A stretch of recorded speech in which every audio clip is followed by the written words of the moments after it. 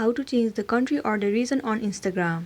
First of all, head over to your application Instagram and make sure you are logged into your account. Tap on your profile at the bottom right corner and then tap on this three line at the top right corner. Head over to Business Tools and Controls. Right here you'll get to see the option of Switch Account Type. Tap on it. So in order to change your country or the region of Instagram, first of all you need to switch your account to business account. Right now I'm already on my business account, so there is no any option where it says that switch to professional or business account.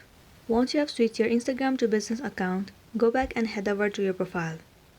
Tap on Edit Profile. Scroll down and tap on Contact Options. It will land you on this interface. So right here tap on Business Address. Now you're on the page where you'll get to change your country or the region of your Instagram account.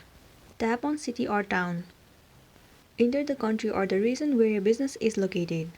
So let me enter this location for now. Enter the street address and zip code as well. Once you have entered the information, tap on this icon at the top right corner. So that's it, your country or the region has been successfully changed on Instagram. I really hope this video is going to be helpful for you. Thank you for staying with us till the end.